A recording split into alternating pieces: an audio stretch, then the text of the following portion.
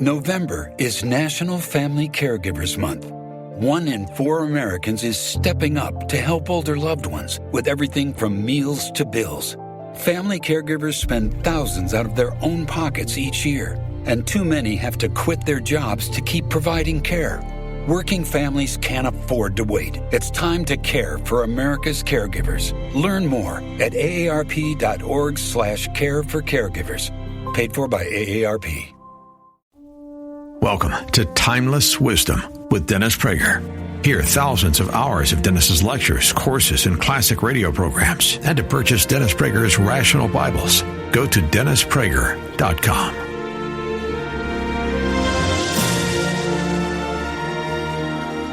The purpose of Rosh Hashanah and Yom Kippur on a micro level, that is individual level, is to assess ourselves.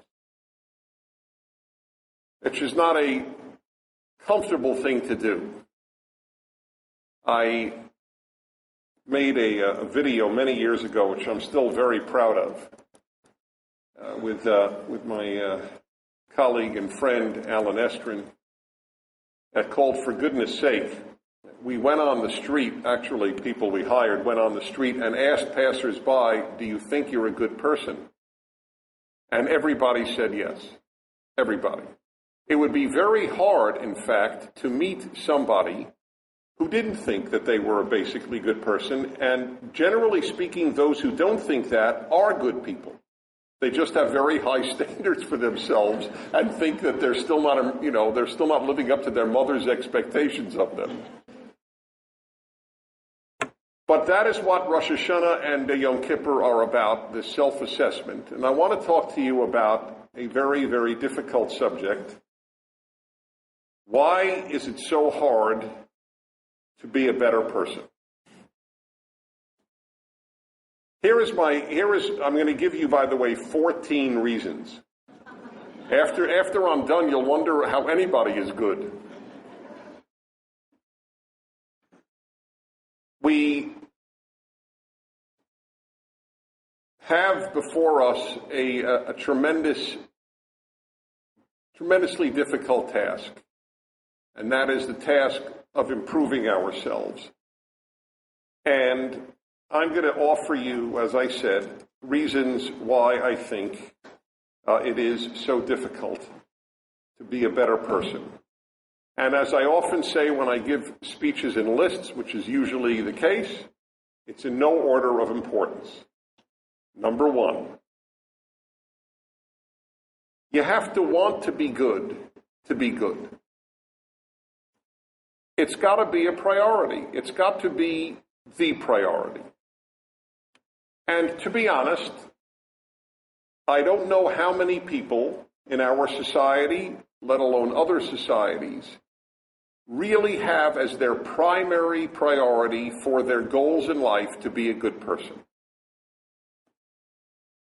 So in effect, we start off with a disadvantage.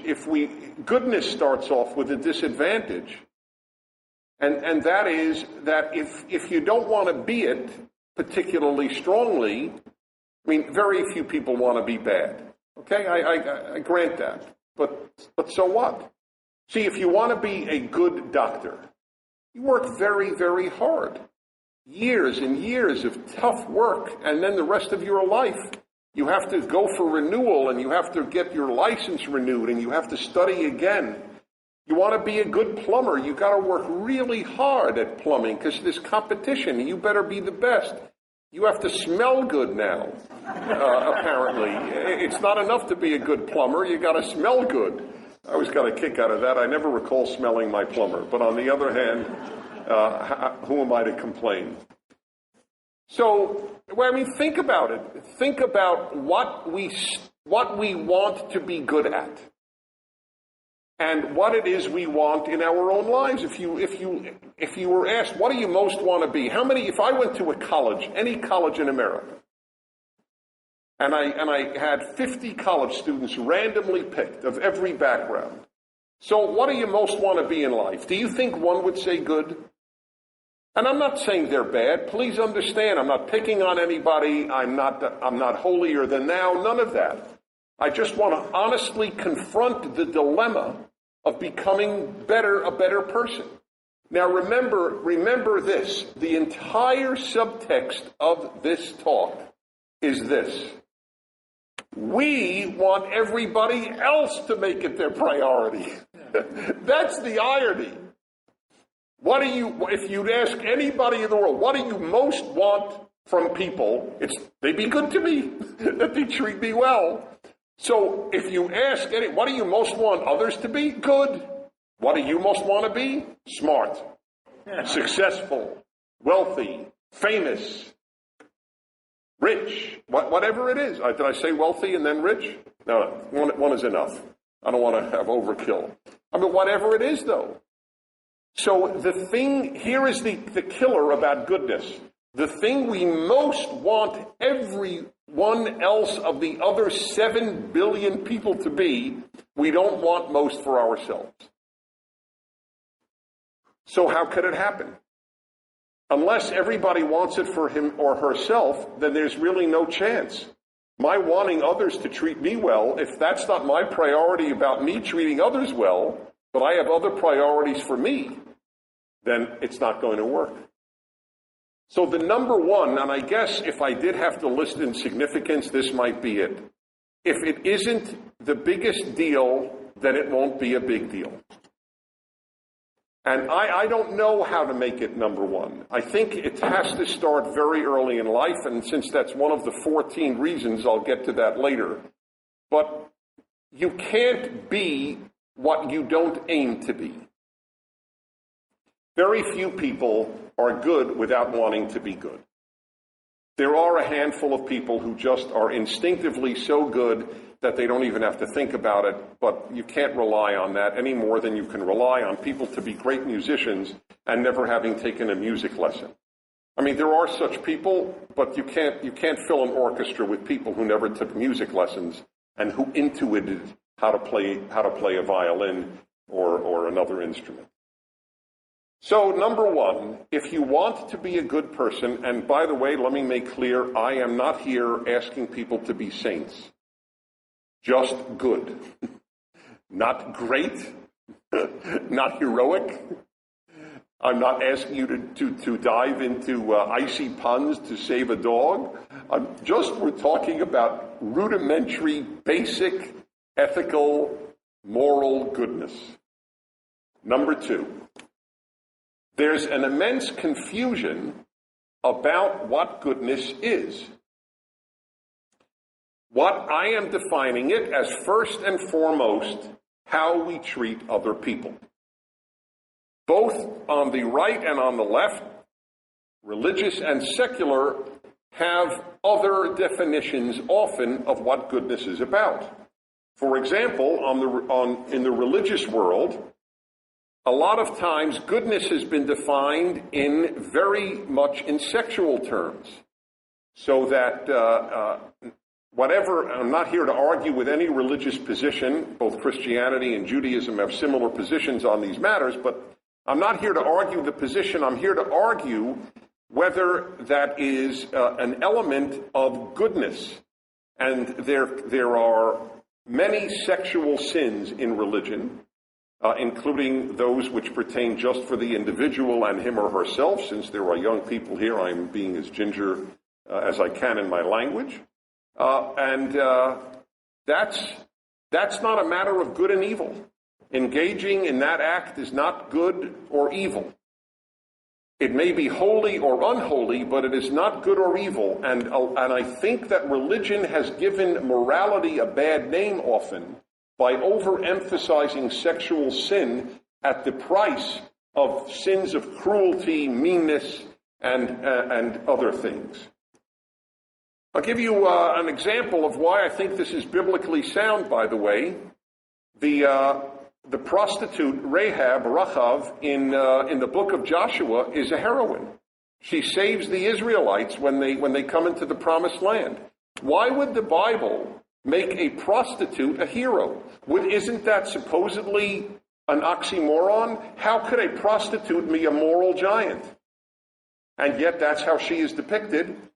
Clearly then, while obviously the Torah, and that, well, this is post-Torah, as the Hebrew Bible, the Old Testament is not in favor of that as a way of making a living. It does not associate it with evil. It may be sin, but not all sin is evil. All sin is sin, but not all sin is evil. In Judaism, it's a sin to eat pork. But anybody who said that eating pork is evil would be out of his mind. It's not an evil act. It's a sinful act. Christianity would have similar things, and so would every other religion. Not all evil is sin, but not all sin is evil. Oskar Schindler saved Jews. He is the hero of Schindler's List, right? Yet he was an adulterer. Do we think of him as a moral great man? Yes, we do, but a flawed man. Martin Luther King was an adulterer. Do we think of him as a great man? Rightly so, we do. But if those two had also robbed banks, I think we would have a different view of in our assessment of them. So that's an example of where sometimes we get tripped up on the religious, quote, right. On the left, you get tripped up on what goodness is, because for many, it's having the right position. So you're against racism, you're for peace, you're for the environment, you're a wonderful human being. But no, you're not. First of all, do you know anybody who's for racism, against peace, or for pollution? I mean, did you meet anybody? How about a bumper stick? I love pollution. It's an absurdity. It's an absurdity. You're against racism. Do you know anybody who's for it? I mean, seriously, I don't know anybody for it. I never even met one. My grandfather, may he rest in peace, he always rooted for the white guy in boxing matches. I will admit that. But, but first of all, we're talking a long time ago. My grandfather grew up in 1920s America, and his father-in-law happened to have been murdered by an African-American, so, I'll give him a little leeway. But all I did when I would hear my grandfather rant against a black boxer is laugh. It was so absurd to me. I mean, racism, thank God, is now more laughable than real in the United States of America. So if when you have your kid and you raise your kid to have the right positions on political subjects, that doesn't make him a good kid. By the way, I hold that for my own position. If my kids just have good political positions, but they're mean-spirited to other people, they're not good people. They have good positions. Good positions doesn't make you good. Running 5K for breast cancer doesn't make you a good person. You did a good deed, very nice, but it doesn't make you a good person. Sitting next to the fattest kid in your class in high school who's alone during lunchtime, that's a good kid. Not cheating on your high school exams, that's a good kid. But running 5K for breast cancer, it's very nice, but doesn't qualify in the same realm as the ethical and moral I just mentioned. A good person is not one who treats animals well. Of course you should treat animals well. Anyone who mistreats animals is a mean, bad person. But not everybody who treats animals well is a good person. So let me tell you a little law here on goodness. Anyone who mistreats there is a direct relationship between mistreating animals and mistreating people. But there is no correlation between treating animals nicely and treating people nicely. None. The Nazis banned all experimentation on animals. They allowed medical experimentation on human beings. Their good treatment of animals, and nobody was as preoccupied with animal rights as the Nazis until modern America, until contemporary America and contemporary Europe. And look at how they treated people. So it's very important to know what goodness is. Also, it is not about religious piety. There are pious Jews, Christians, and Muslims who are mean-spirited human beings. You can be very pious. You can pray 3 times a day in Judaism, 5 times a day in Islam. You can wear a hair shirt in medieval Christianity and be a particularly mean person. One of the greatest rabbis who ever lived, the Vilna Gaon, Orthodox rabbi in Vilnius, in Lithuania. He said, the Torah is like rain. How so? Rain brings forth poisonous weeds and beautiful flowers. Said it about our own Torah, or Orthodox Jew. There's no guarantee that even a Torah-observant person will be a good person. And finally, it's not about intentions. Good intentions don't mean a thing. The number of times my generation baby boomers have been described as, well, they may have been wrong on a lot of things, but they were sincere. They were idealistic. So what? All great evils in the world are done by sincerely idealistic people. Sincerity and idealism don't amount to a hill of beans unless the sincerity and idealism are about good things. The road to hell is paved with good intentions.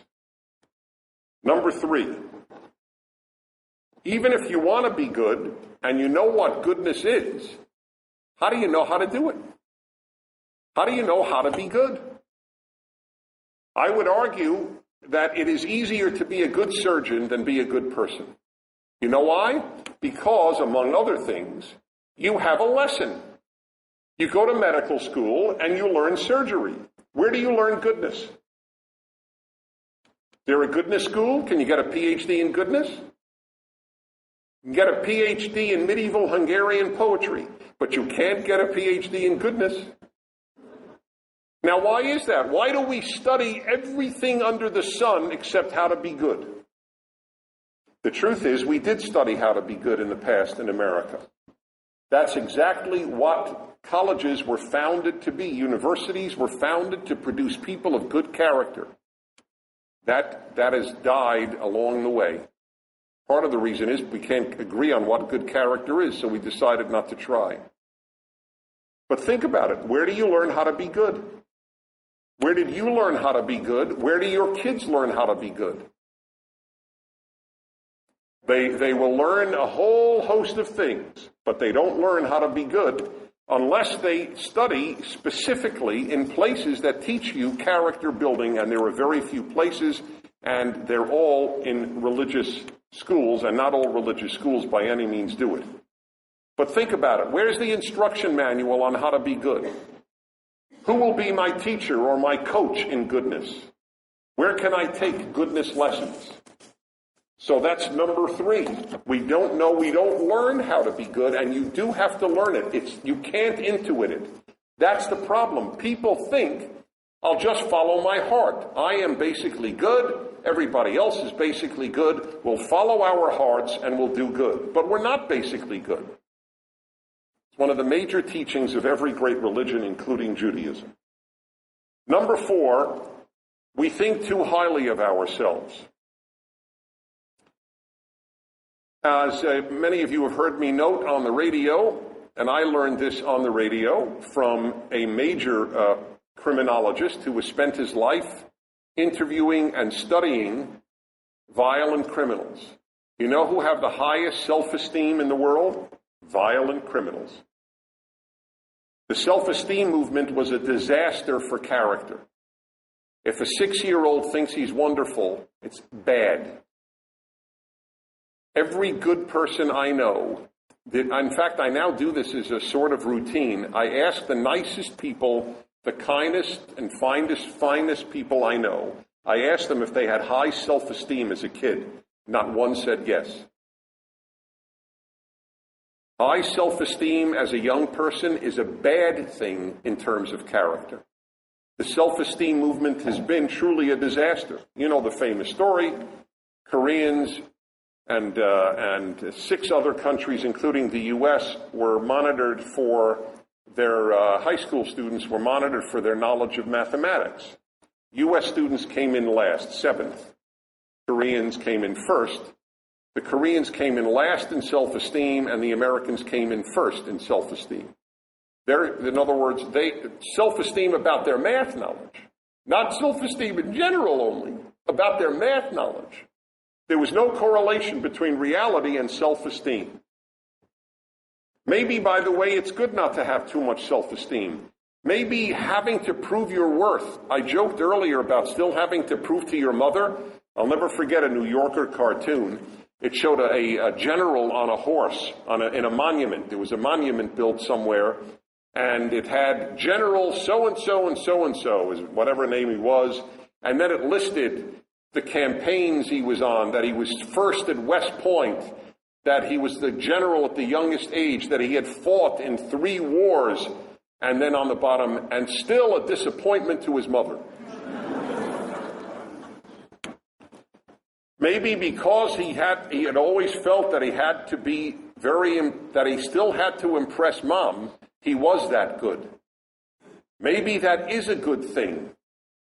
Maybe all this unconditional everything isn't such a good thing. Maybe you get further having to impress your father or your mother your whole life. So maybe we do think a little too highly of ourselves. Maybe as that our survey for our film, for goodness sake, showed, everybody thought they were terrific. Number 5, people think that if they're good, they will be vulnerable and therefore be hurt and be taken advantage of.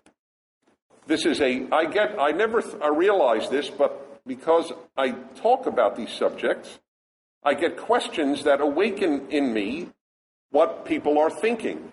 A lot of people are afraid. I have gotten this question frequently. Why should I raise my child to be particularly honest? It's a dog-eat-dog world. My child will fail in this world if they're honest. Parents have said that to me. Now, if they think that of their child, they must surely think of themselves. Hey, if I'm such a nice person, I'm just going to get, I don't know what's the non-gross word for crapped on, so I'll just leave it at that. But that's what people think. I'm just going to get dumped on here in life. If I'm a nice person, I'm going to get hurt. I'll be taken advantage of. I have 3 comments on that. Number 1, that only happens if you're around bad people. If you really do act decently and nobly and ethically, and you are getting dumped on, you are not around good people. Good people don't dump on good people. Bad people dump on good people. So it's time for you to rethink who you allow into your life.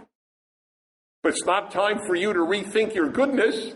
It's time for you to rethink those who dump on your goodness. Isn't that the more logical conclusion? If your house keeps getting robbed, you don't join the robbing group. You make your house more secure against robbers. By the way, you surround yourself with good people, you will be better. Who you choose as your friends is as important a choice as you will ever make in your life. There's a beautiful statement in the Talmud. Aseh lecha chaver ukneh lecha rav. You make for yourself a friend, and you have acquired a teacher. Rav or rabbi means teacher in Hebrew. If your friends are your teachers, you are a very lucky person. Might I say, it's been the blessing of my life. All my friends have been my teachers. And I hope that I play a similar role in my friends' lives. A friend is not someone you just see movies with. A friend is a person who influences your life. And everybody who is sensitive to his own or her own behavior knows you act differently with different people. Some people bring out the good in you, and some people don't. Some people bring out the cynical in you, and sometimes even the mean. There are people you might even have in your life you're embarrassed to talk about your goodness to, because they'll laugh. That's truly a case for quietly and decisively exiting from that person's sphere of influence. It's a very big deal about being a better person, who your friends are. Number 2, you won't be taken advantage of if you're good, as a general rule. You are taken advantage of if you are weak. Goodness demands strength. The association of good and weak is a very unfortunate one. I often tell my Christian friends the way Jesus has been depicted in movies in the last 20, 30 years, I don't know why anybody would follow him. I call him the Nebish from Nazareth. That's the way he's depicted. Oh, hello. I am sweet. Are you sweet? We are all sweet. That's how he's depicted. I assure you that is not true to the New Testament's depiction. You can't be good and just some pablum thrower or some weakling. Goodness takes far more strength than badness does. It's easy to be bad. It takes strength to be good. And finally, I will admit, if you're really a good person, you might be a little bit taken advantage of, especially in a family situation, because you can't pick your relatives. You can pick your friends.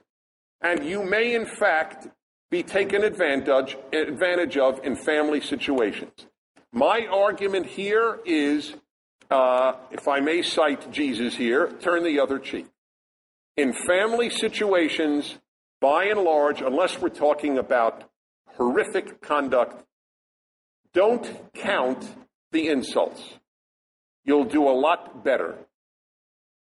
Well, who called who last Rosh Hashanah? Did I call my child, or did my child call me? Did I call my brother or sister, or did my brother or sister call me? If you keep track, you're doomed. You will just be unhappy, and you will have a less happy life with your relatives. So if you end up being the good guy most of the time, be the good guy most of the time. Okay? What does it cost you? Number 6. If you haven't had a personal role model in a parent, a sibling, or among friends of goodness, it is very hard to be good. Human beings need role models. And if you don't have it in a parent, and if you don't have it in a sibling or among a current friend, maybe you will have it in history. That's why it's so good to read the history of noble people to your children. Maybe that will be the place. Maybe, as our dear friend Dr. Stephen Marmer told us the story of a patient he had whose father was a traveling salesman, came home on weekends, and all he would do was spend time with mother. Spend no time with the kids. He basically never saw his father. So where did he get male role models? At the movie theater. But this guy grew up in the 40s. Today, you're not going to get good role models in the movie theater. The human being needs human beings in order to know how to live. It's too abstract without seeing it in the life of somebody. That is why stories are so powerful in the Bible. Stories. Oh, so that's how Moses acted. Then maybe I should emulate that. That is why, by the way, I'm a very big believer that every adult has to try to be a model to young people. My generation of baby boomers has resisted growing up, so they like to be on the same level, a peer of young people, rather than an adult. Most of you have heard my show, and you hear how often people will say to me, "You're like a father figure to me." And it's a burden, to be honest, because believe me, a lot of people would say, no, not me, no. I am honored by that, and every adult should try to be a father or a mother figure. That's exactly what we're supposed to be vis-a-vis kids, is a figure worthy of emulation. That's what we should aspire to be, not high-fiving 10-year-olds, but rather giving them a handshake into manhood. Number 7, people don't believe that there are rewards for being good. Right? There are rewards for being a good surgeon: honor, money, There are rewards for being a good athlete, right? A lot of rewards. Fame, money, groupies, a lot of rewards. What's the reward for being good? Be a very interesting question for you to ask yourself. What's the reward for being a good person? There's a reward for being a good plumber. What is the reward for being a good person? I would argue that, in fact, there are a number of rewards. I'll give you 5. Number 1, more inner peace. I am absolutely convinced that the decent have more inner peace than the indecent. Number 2, you will trust other people. This I learned from a crook. He wasn't in jail, though he came close to being imprisoned. He was a businessman who was a crook. I did not know that until later on, but then a lot of things made sense. Whenever I spoke to him, he would tell me, don't trust that guy. This guy, he's going to rob you deaf, dumb, and blind. Everyone he met, he was convinced was going to cheat me. There is, in people who hurt others, who cheat others in particular, there is the very understandable belief, everybody is like me. I'm a schmuck. Everybody's a schmuck. That's exactly what they think. So they don't say that. They wouldn't say that of themselves, but that's exactly what it is. I cheat everybody, so obviously everybody wants to cheat me. Don't be naive, Dennis. Come on, Dennis. You trust too easily. I do trust the people in my life. I have been burned very, very few times in my life. And I have always said it is far better to be burned a couple of times than never to have trusted. But you can't trust if you yourself are not trustworthy. That's a built-in fact. So it's a pretty lousy way to go through life. Number 3, a good person will be more liked and more respected by people. It's a nice thing. Now, you shouldn't aim to be liked, because then you may compromise when strength is necessary. But nevertheless, I have found, and you have found in your own lives, good people tend to be more liked and more respected. The bad will get sycophants. That's true. The bad and powerful will get people who will want to shine their shoes to be around them for their own reasons. But there are their own reasons, and then they will stab the person in the back, as so often happens, as you know. Number 4, the obvious, you will make more friends, and I don't know how you go through a life without making friends. It's a very, very lonely existence without friends. And finally, God will reward you in the afterlife. Now, since so many people in our modern society don't believe in an afterlife, they don't believe in a God who rewards or punishes. Many people don't believe in a God. People don't believe God judges. And many people don't believe that even if God judges, he rewards or punishes. What is the latest famous book? Everybody Goes to Heaven. If everybody goes to heaven, God is a twit, in my opinion. If Hitler went to heaven, I hate God. I hereby announce on Rosh Hashanah, if Hitler's in heaven, I hate him. I will not be here next year. I will be at a movie theater Rosh Hashanah at night. What a stupid idea. Why would that bring anybody any comfort? Hitler's in heaven. Wow. I really, it's one of the things I don't quite get. Of course God judges. If God doesn't judge, then he's not good. I wish I had brought Benjamin Franklin, who was considered a deist. Benjamin Franklin's statement of faith is predicated on an afterlife. Jefferson and Franklin, the so-called deists, believed in a God who rewarded and punished. It was the essential moral belief they held. And it is the essential moral belief of Rosh Hashanah and Yom Kippur, that God rewards and punishes. Number 8, a lot of people lack empathy. And on this one, my friends, I admit I have no solution. I don't know how to inculcate empathy. I don't understand why people do not see others' pain as being as real as their own. I admit it. I just don't get it. So for people who lack empathy, that's the definition of a sociopath, and I don't know if that's curable. The only thing I can say is if you are raised with the religious belief that everybody is created in God's image, it's a big help in believing that this person deserves decent conduct. I have often been with difficult people. I don't mean morally difficult, just difficult.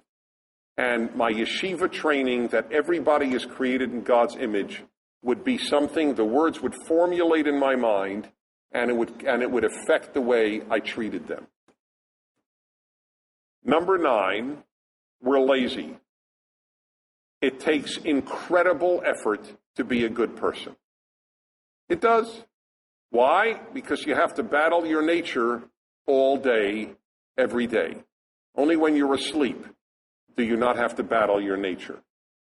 But that's what you have to do, because our nature is not so good. So you got to fight it to be a good person.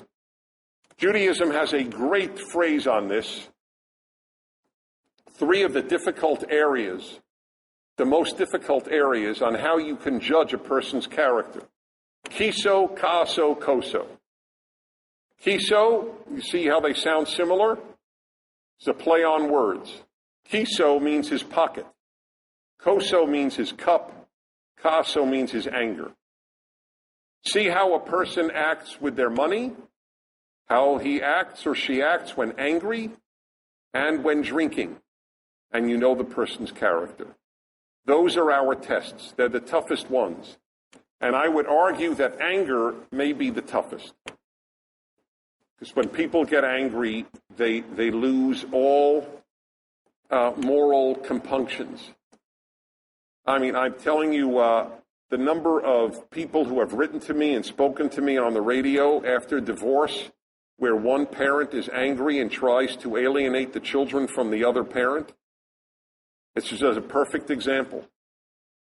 They're so angry that they harm the children. Forget the harm that they're doing to the person they were married to. The harm that they're doing to those children, and the extreme one is where, it happens rarely, but it happens, where you kill the children. You're so angry at the ex-spouse. Why should they have the joy of these children? Anger is a killer. Number 10. Another reason that it's very hard to be good is we're preoccupied with thinking about other matters. I'm going to bother worrying about how I treat everybody when I have so many problems? Right? What do most people spend the day thinking about when they're not having to concentrate on work? Their problems. So if you concentrate on your problems, how could you concentrate on doing good on a daily basis? I'm always amazed when, and my wife will laugh at this because she doesn't think that I am the single most courteous driver in America. I think I'm one of the 10 most courteous. I don't think I'm number 1. But in any event, when I let somebody in and they don't just wave thank you, it drives me nuts. There's a reason. There's a reason. They're not trying to hurt me. They don't know me from Adam. Why would you be allowed to go in? Somebody stopped for you to make a turn, right? Why would you not wave a thank you? Because you're preoccupied with other things. That's exactly my point. Goodness needs a place in your brain. And eventually it becomes habitual. You think, what's the right thing to do now? What's the right thing to do now? What's the right thing to do now? What's the right thing to do now? But that's the only way to be a good person, is to keep thinking, what's the right thing to do now? How am I making this person feel? So it's tough. By the way, that's one reason happy people treat people better. They're spending less time thinking about how miserable they are. Right? Would you rather meet somebody after they just lost a lottery or won a lottery? And now I'm talking about you're wanting money. Just would you rather be seated next to them on an airplane? Number 11, obstacle to being a better person. Hey, I have been so hurt. Why should I go out of my way to be good to others? Others have hurt me. Why should I be good? Every human who thinks of him or herself primarily as a victim will never be a good person. Even if you are a victim, you won't be good. Victimhood breeds anger. Anger doesn't breed goodness. It's a major obstacle to being a better human being. Number 12, a lot of people were not raised to be good. They were raised to be happy, brilliant, and successful. I always ask parents to ask their kids if your kid is 50 or if your kid is 5. Doesn't matter. Ask. What do you think I, your dad, I, your mom, most want you to be? Happy, successful, smart, or good? Not what do you most want to be. What do you think I most want you to be? Happy, successful, smart, or good? And you know how much premium I place on happiness. But if you're not raised to be good, it's tough. It just is tough. Number 13.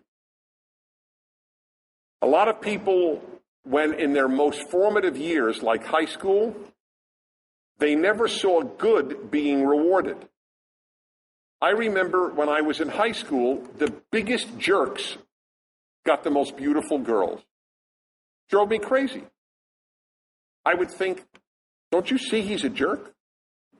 But then I realized later, 15-year-old girls love jerks. They're their favorite boys.